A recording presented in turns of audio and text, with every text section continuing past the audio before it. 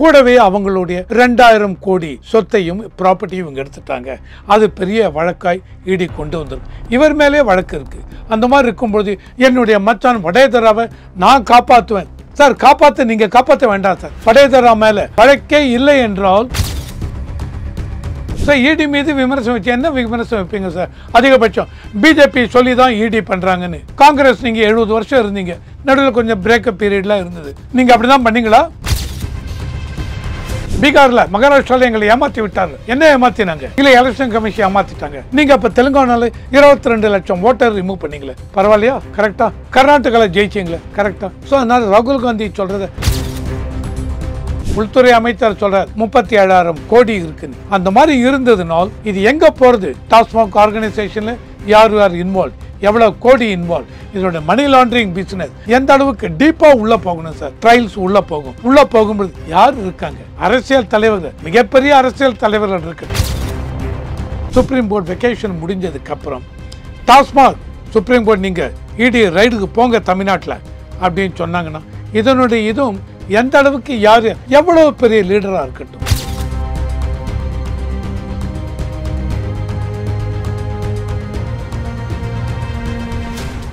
Real one நண்பர்கள் உறவுகள் அனைவருக்கும் வணக்கம். முக்கியமான தகவல்கள் பலவற்றை நம்முடைய உறவுகளுடன் பகிர்ந்து கொள்ள இணைந்திருப்பவர் அரசியல் விமர்சகர் ரவிசங்கர் அவர்கள். வணக்கம் சார்.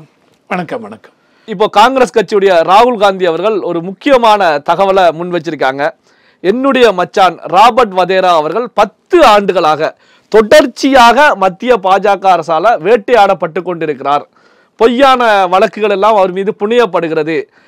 வதேரா பின்னால நான் இருந்து காப்பாற்றுவேன் அப்படிங்கிற நிலையில ஒரு கருத்துக்களை முன் வச்சிருக்காங்க. இதை எப்படி சார் பாக்குறீங்க? சார் இது பொலிட்டிக்கல் பார்ட்டி எல்லாருக்குமே இது ஒரே இது ஸ்டாண்டர்ட் சார்.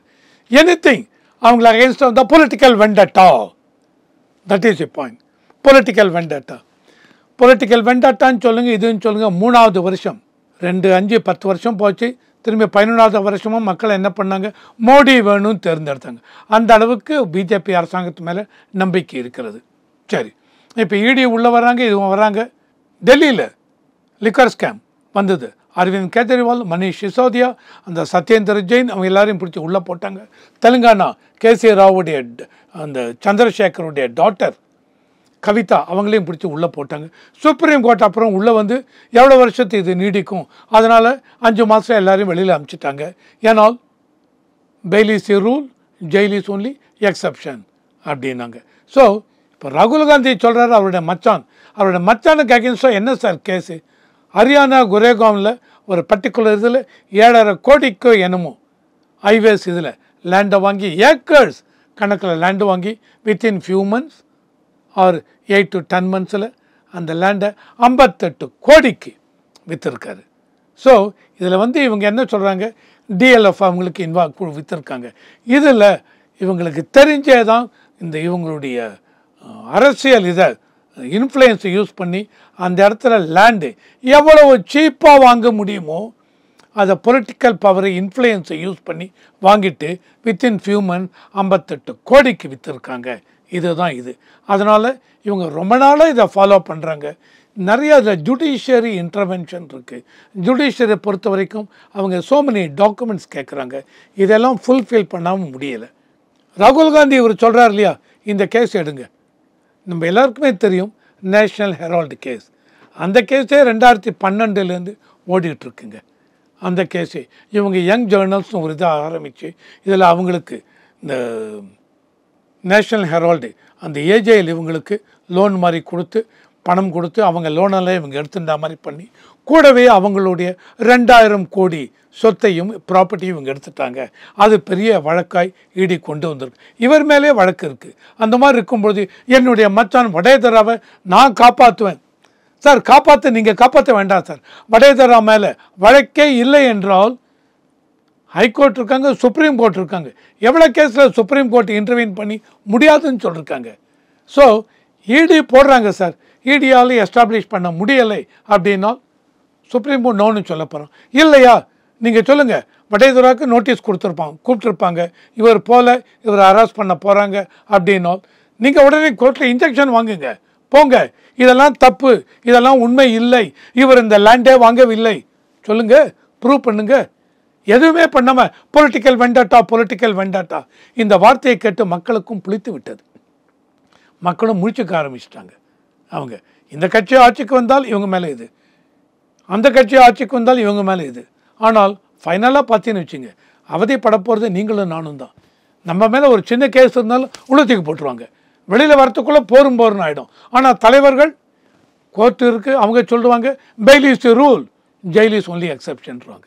இதுதான் ப்ராப்ளம். இப்போ இந்த ராகுல் காந்தி அவர்களை பொறுத்த வரைக்கும் இடி குறித்த விமர்சனத்தையும் முன்வைக்கிறாங்க. என்ன காரணம் அப்படின்னா, கடந்த ஒரு சில தினங்கள் முந்தைய நிலையில தான் ராபர்ட் வதேராவுடைய சுமார் 43 ப்ராப்பர்ட்டியில வந்து இடி முடக்கி இருக்காங்க. இப்போ ராபர்ட் வதேரா எந்த நேரத்தில் வேண்டுமென்றாலும் கைது செய்யப்படலாம் அப்படிங்கிற பேச்சும் அடிபட்டு இருக்கு. இப்போ இடி மீது விமர்சனத்தை ராகுல் காந்தி முன் வச்சுக்கிட்டு இருக்காங்க. இதை எப்படி புரிந்து கொள்வது சார்? இடி மீது விமர்சனம் வச்சு என்ன விமர்சனம் வைப்பீங்க சார்? அதிகபட்சம் பிஜேபி சொல்லி தான் இடி பண்ணுறாங்கன்னு. காங்கிரஸ் நீங்கள் 70 வருஷம் இருந்தீங்க, நடுவில் கொஞ்சம் பிரேக்கப் பீரியட்லாம் இருந்தது. நீங்கள் அப்படி தான் பண்ணீங்களா? உங்கள் பேச்சை கேட்டு தான் சிபிஐ எல்லாம் பண்ணாங்களா? சொல்லுங்கள்.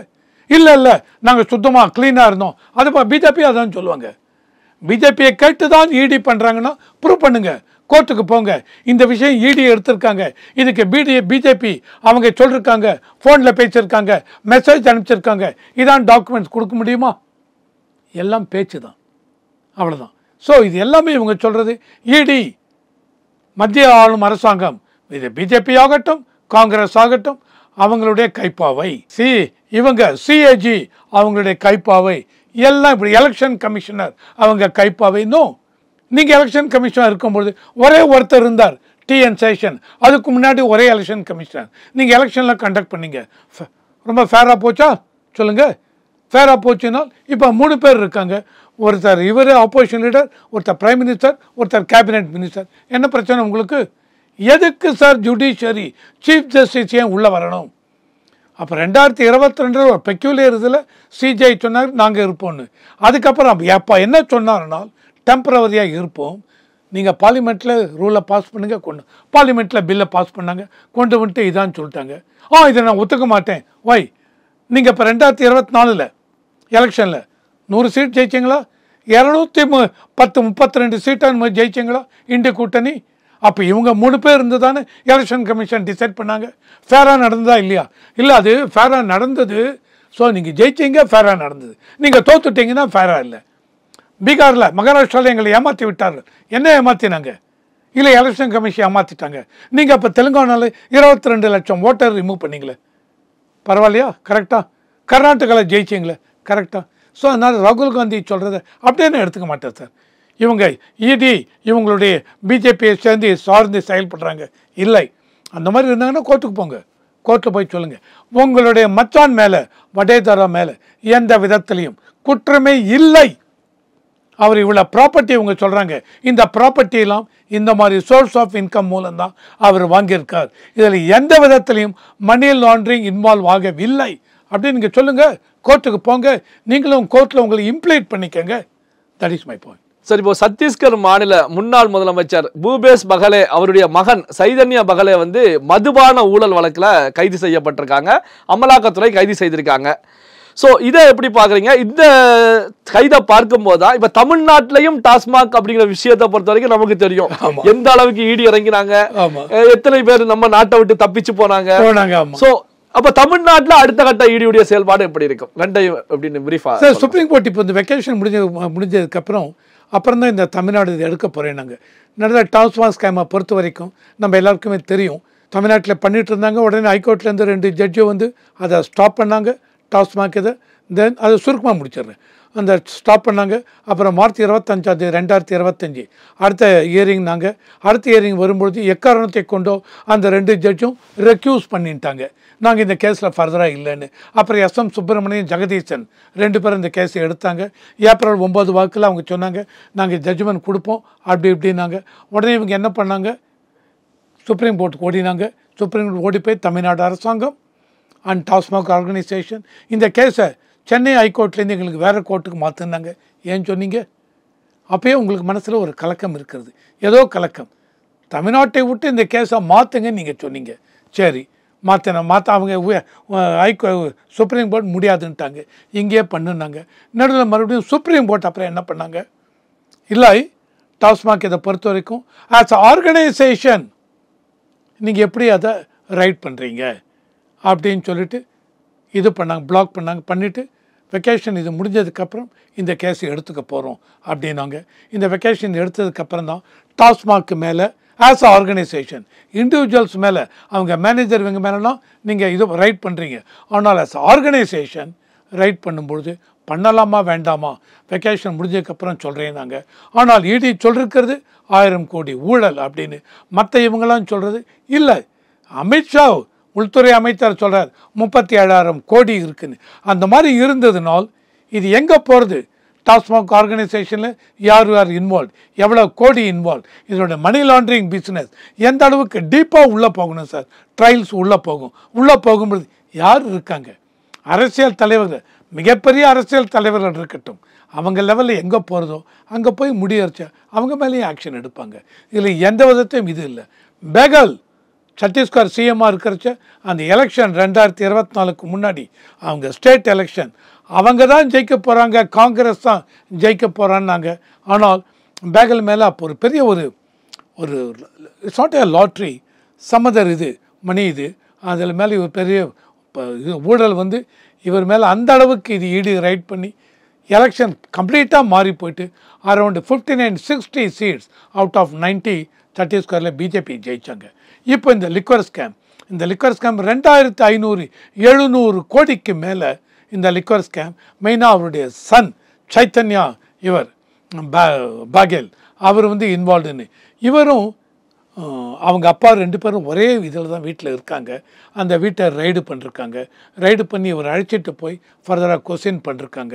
2,500 கோடிக்கு இந்த லிக்வர் ஸ்கேம் அப்படிங்கிறச்ச அடுத்தது இவர் கண்டிப்பாக கைது நடக்கும். டிபெண்டிங் ஆன் எந்த அளவுக்கு சீரியஸாக இன்கிரிமினேட்டிங் டாக்குமெண்ட் அதையெல்லாம் பார்க்குறச்ச சுப்ரீம் கோர்ட் வெக்கேஷன் முடிஞ்சதுக்கப்புறம் டாஸ்மாக் சுப்ரீம் கோர்ட் நீங்கள் இடி ரைடுக்கு போங்க தமிழ்நாட்டில் அப்படின்னு சொன்னாங்கன்னா இதனுடைய இதுவும் எந்த அளவுக்கு யார் எவ்வளோ பெரிய லீடராக இருக்கட்டும் இன்வால்வ்டுன்னு இருந்தால் அவங்க மேலேயும் பாயுங்கிறது என்னுடைய பாயிண்ட். இப்போ வந்து பார்த்தீங்கன்னா இப்போ அங்கே வந்து சத்தீஸ்கரில் முதல்வருடைய மகன் கைது செய்யப்படுகிறார் அப்படிங்கும் போதுதான் இங்கே தமிழ்நாட்டில் என்ன நடக்க போகிறது அப்படிங்கிற கேள்வி தான் இப்போ உருவாகிட்டு இருக்கு. ஏன்னா மக்களை பொறுத்த வரைக்கும் இந்த டாஸ்மாக் விவகாரத்தில் வந்து ஒரு சுணக்கமான ஒரு போக்கு தற்போது நிலவிக்கிட்டு இருக்கா அப்படி. அது பிகாஸ் ஆஃப் ஹைகோர்ட் பிளாக் பண்ணது. என்ன ஹைகோர்ட் ரீசெண்டாக பண்ணாங்க. அந்த ப்ரொடியூசர் ஆகாஷ் பாஸ்கரனா யாரு, ஆகாஷ் பாஸ்கரன், அவங்க வீட்டெல்லாம் நீங்கள் போய் ரைட் பண்ணீங்க. 41 எஃப்ஐஆர் இருக்குனுங்க. 41 எஃப்ஐஆரில் ஒரு எஃப்ஐஆர் இவர் மேலே இல்லை. அப்படி இருந்துச்சு அவங்க வீட்டை நீ ஏன் ரைட் பண்ணீங்க? ரைட் பண்ணுறதுக்கு என்ன ரைட் இருக்குது சொல்லுங்கள், நீங்கள் எக்ஸ்பிளைன் பண்ணுங்கள். எந்த மாதிரி டாக்குமெண்ட் இடி கிட்ட இருக்குது சொல்லுங்கண்ணா.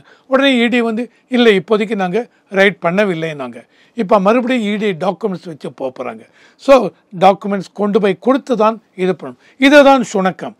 சென்னையை பொறுத்த வரைக்கும் ஹைகோர்ட்டும் உள்ள பிளாக் பண்ணாங்க. இண்டிவிஜுவல் ஆகாஷ் மேலே தென் ரத்தீஷ் அவரை பற்றி இப்போதைக்கு இன்னும் பேச்சு வரவில்லை. ஓகே, இதெல்லாம் உள்ள வந்து மறுபடியும் இவங்க எஃபெக்டிவாக ரைடு ஆரம்பிக்கும் பொழுது சுப்ரீம் கோர்ட் வெக்கேஷன் முடிஞ்சு இந்த கேஸ் எப்போ லிஸ்ட் ஆகிறதோ முடிஞ்சு சுப்ரீம் கோர்ட்டு ஜட்ஜ்மெண்ட் கொடுக்கணும். இல்லை முன்னாடி கொடுத்தா மாதிரி interim stay TASMAC as organisation நீங்கள் ரைட் பண்ணக்கூடாதுன்னு சொன்னாங்கன்னா அதை கண்டினியூ பண்ணி வெக்கேஷனுக்கு அப்புறம் இல்லை சார் நாங்கள் சொன்னது தான் டாஸ்மாக் ஆஸ் ஆர்கனைசேஷன் நீங்கள் ரைட் பண்ணக்கூடாதுன்னு இடி சொல்லிட்டாங்கன்னா கேஸ் அங்கே நின்று போயிடும். அதுக்கு மேலே ஃபர்தராக ப்ரொசீட் ஆகாது. இல்லை you given all the documents கொடுத்துருக்கீங்க, நாங்கள் படித்து பார்த்தோம், இல்லை இங்கே ரொம்ப பிரைமா Facey incriminating document against TASMAC as organisation இருக்குது அப்படின்னு சுப்ரீம் கோர்ட் முடிவு பண்ணாங்கன்னா இடியை சொல்லுவாங்க நீங்கள் ஆக்ஷன் எடுங்க, டாஸ்மாகை ரைட் பண்ணுங்கம்பாங்க. அப்போ ரைட் பண்ணி எடுத்தாங்கன்னா வேகம் பிடிக்கும். இப்போ சுணக்கமாக இருக்குன்னு சொன்னீங்க இல்லையா, இல்லாமல் ஃபாஸ்ட் பேஸில் வரும். இப்போ சுப்ரீம் கோர்ட்டை பொறுத்த வரைக்கும் லீவு முடிந்து கோடைக்கால விடுமுறை முடிந்து துவங்கி இருக்கக்கூடிய சூழ்நிலையில் தான் இடியை பொறுத்த வரைக்கும் சுமார் 1000 பக்கங்களுக்கு மேற்பட்ட அஃபிடவிட்டை வந்து அங்கே சப்மிட் பண்ணியிருக்காங்க, டாக்குமெண்ட்ஸை சப்மிட் பண்ணியிருக்காங்க. அப்படிங்கும் போது இப்போ கிடைத்த ஆதாரங்கள் எல்லாமே இடி அங்கே சுப்ரீம் கோர்ட்டில் முன்வைத்திருப்பாங்கல்ல சார்? கண்டிப்பாக. அப்போ இந்த வழக்கு சூடு பிடிப்பதற்கான ஒரு வாய்ப்பு தானே அதிக அளவில் கண்டிப்பாக உண்டு. சூடு பிடிக்கும். ஃபைனலி சார் ஜட்ஜு நான் என்ன முடிவு பண்ணுறேன், என்னுடைய பார்வையில் நீங்கள் சொல்லிட்டீங்க 1000 பேஜ் 10,000 பேஜ் கொடுங்க சார். இம்பார்ட்டன்ட் டாக்குமெண்ட்ஸ் அதில் இருக்கணும். அதனால தான் இடி இவ்வளோ தூரம் போயிருக்காங்க. கண்டிப்பாக இருக்கணும். அதை தவறாமல் சப்மிட் பண்ணி நாட் ஓன்லி தட் எந்த அளவுக்கு உங்கள் இடி லாயர் நீங்கள் பேச போகிறீங்க, எப்படி சுப்ரீம் கோர்ட்டில் ப்ரெசன்ட் பண்ணும். என்ன சார் சுப்ரீம் கோர்ட் சொல்லணும்? இன்டரிம் ஸ்டே கொடுத்தாங்க, டாஸ்மாக் ஆஸ் ஆர்கனைசேஷன் நீ ரைட் பண்ணக்கூடாதுன்னு. இப்போது எல்லா டாக்குமெண்ட்டையும் கொடுத்துருக்கேன். இப்போ டாஸ்மாக் ஆர்கனைசேஷன் நான் ரைட் பண்ணலாமா கூடாது சொல்லுங்கள். ரைட் பண்ணுங்க, ஒரு வார்த்தை எனக்கு வேணும். சுப்ரீம் கோர்ட் சொல்லணும். சொல்லிட்டாங்கன்னா அப்புறம் சூடு பிடிக்கும். That is important. பல்வேறு முக்கியமான தகவல்கள், செய்திகளை நம்முடைய உறவுகளுடன் பகிர்ந்து கொண்டதற்கு நன்றி சார். நன்றி.